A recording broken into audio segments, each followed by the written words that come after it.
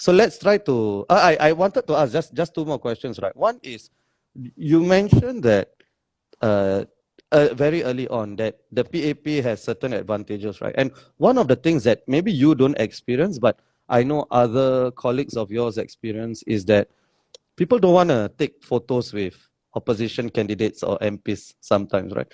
And for you, it's different, right? Because you are sort of a superstar. So do you think that's still true from your experience, or is that no longer true? First up, I would say that the real superstar is Jamus. You should see him on the ground. It's just everyone's queuing up to take photos with him. Oh, So come on. yeah, I was the real there at superstar Sime is Jamus. MRT. I was there at Sime MRT. There was a long queue waiting to take a photo with him, including myself.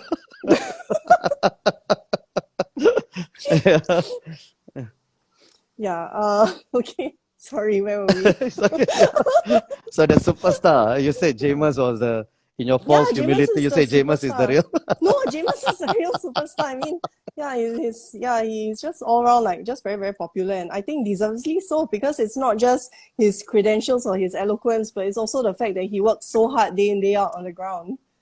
Right, right. Yeah. So Okay, sorry. Go back to the question. See, I forgot again. yeah, so do you still see that happening, or has that reduced a little? So where people don't want to be pictured with the opposition, for instance. It definitely has reduced quite a fair bit.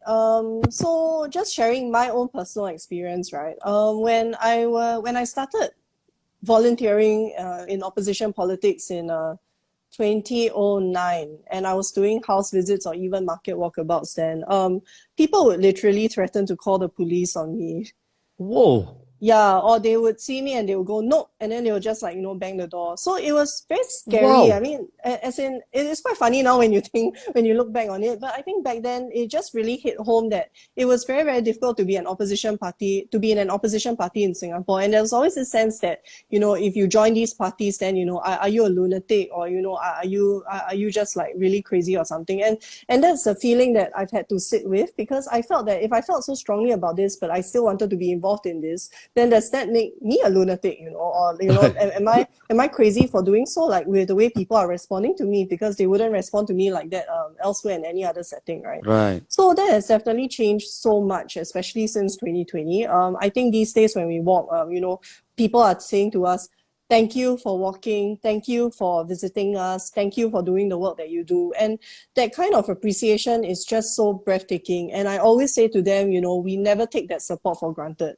It's really something that's very, very surprising to us that, I would never have even fathomed 13 years ago. Yeah. Right.